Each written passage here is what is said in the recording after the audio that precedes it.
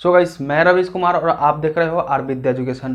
तो हम लोग आज बात करने वाले हैं कि कम समय में कैसे तैयारी करें, यानी कि 3 महीना में कैसे तैयारी करें। लास्ट 3 मंथ बचा हुआ है, नवंबर, दिसंबर और जनवरी। ओके, फरवरी में एग्ज़ाम ही होता है।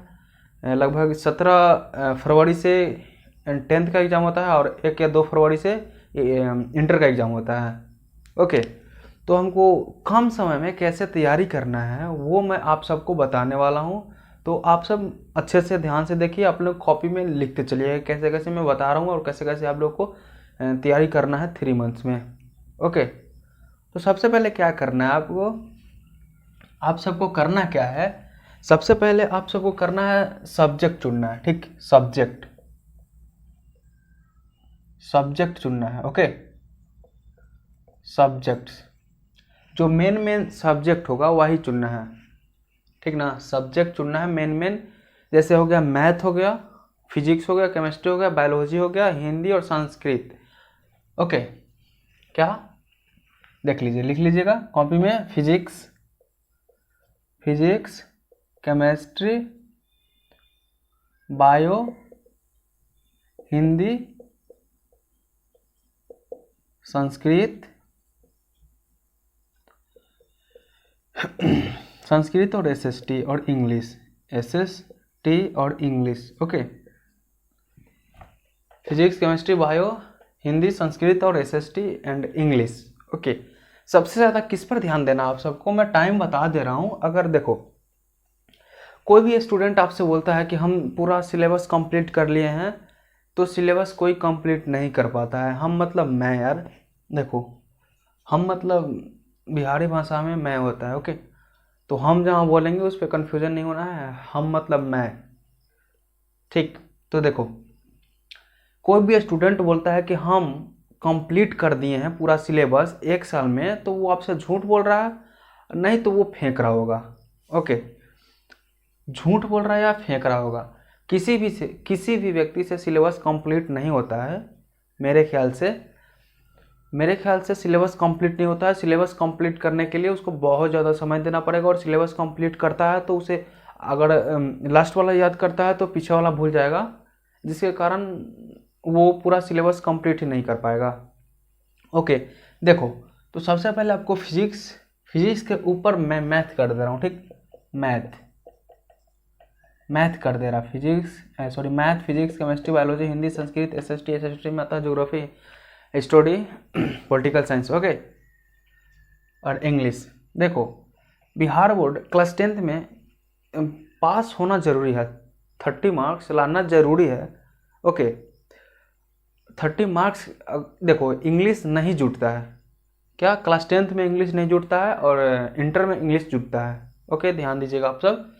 क्लास 10th के लिए आप लोग पास अगर नहीं तैयारी किए हो अभी तक, तो क्लास 10th कोई ज़रूरी नहीं है क्लास 10th की अच्छे से तैयारी करो। आप लोग पासिंग मार्क्स लाने के लिए सिर्फ तैयारी कर सकते हो। ओके, पासिंग मार्क्स लाने के लिए तैयारी कर सकते हो। तो मैथ पे ज़्यादा ध्यान देना है, और कैसे ध्यान देना है मैं आप सबको बता रहा हूँ। देखो, मैथ पे कैसे ध्यान देना है,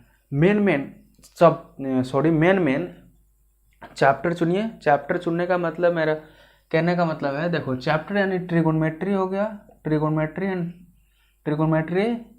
height and distance, trigonometry, height and distance, जो मेन चैप्टर रहता है जिससे अधिक क्वेश्चन पूछे जाते हैं, वो सब आप लोग चैप्टर चुन लीजिए। क्या, हाइट एंड डिस्टेंस, ट्रिगोनोमेट्री, ये सब चैप्टर चुन लिए। तो उसमें से आप सबको क्या करना है, बहुत ज़्यादा ध्यान देना है। पहले अगर आप लोग तैयारी कर रहे हो पहले से तैयारी कर रहे हो तो कोई दिक्कत नहीं है, आप लोग तैयारी करो अच्छे से। और लेकिन मैं जैसे बता रहा हूँ ऐसे कीजिएगा तो अच्छा से कर पाइएगा, आप लोग अच्छे से एग्जाम में नंबर ला सकते हैं। ट्रिगोनोमेट्री, हाइट एंड डिस्टेंस, ये सब मेन चैप्टर होता है जो एग्जाम के दृष्टिकोण से बहुत सारे क्वेश्चन पूछे जाते हैं। फिजिक्स में से reflection of light and refraction of light. ठीक, chemistry, biology, Hindi, Sanskrit, SST. देखिए, हिंदी में क्या करना है आपको, हिंदी में पढ़ना है, बुक पढ़ लीजिएगा ओके ना, बुक पढ़ लीजिएगा। और आप सब हिंदी व्याकरण पढ़िएगा, क्योंकि व्याकरण से बहुत सारे क्वेश्चन पूछा जाता है। जितना बुक से नहीं पूछे जाते हैं उससे अधिक व्याकरण से पूछे जाते हैं, इंटर में भी और मैट्रिक में भी। तो ये बात ध्यान रखिएगा। और लेटर लिखने का प्रयास करिए, अभी ऐसे लेटर लिखिए, लेटर मतलब पत्र। संस्कृत पढ़ना पड़ेगा, आप लोग बचपन से नहीं पढ़े होंगे, हमको पता है। संस्कृत पढ़िए, संस्कृत अनुवाद निकालना सीखिए, अनुवाद बनाना सीखिए, ओके, और शब्द याद कीजिए, ओके। उसके बाद एसएसटी में खासकर आपको ज्योग्राफी और हिस्ट्री अधिक ध्यान देना है। ज्योग्राफी और हिस्ट्री, देखो ज्योग्राफी,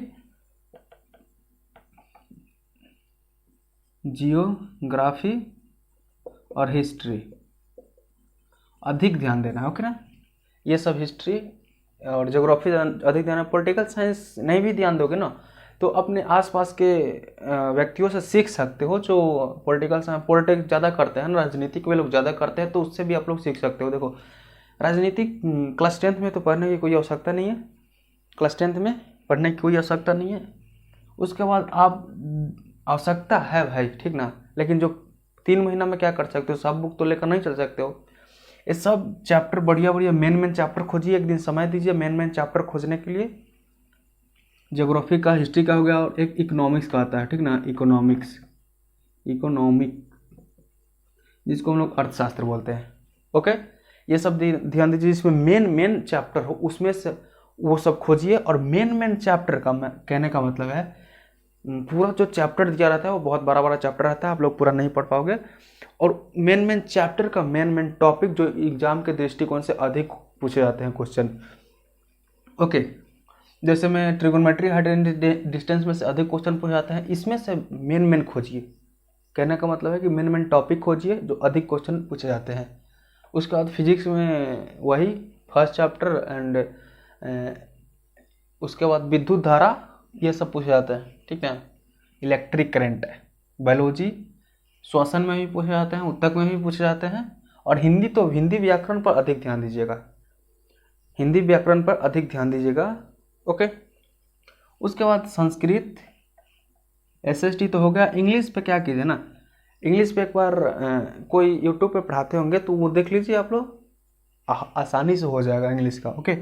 इंग्लिश का क्लास हो जाएगा आसानी से। आप एक बार जो टीचर आपको इंग्लिश का हिंदी करके बताए सिर्फ उसी से पढ़िए, क्योंकि देखिए आप अगर वे इंग्लिश ही बता रहे हैं तो उससे आपको कुछ समझ में नहीं आने वाला। अगर आपको बता दिया जाए, सिर्फ इंग्लिश में ही कुछ भी बता दिया जाए, जैसे मैं क्लास 12th का ले रहा हूँ,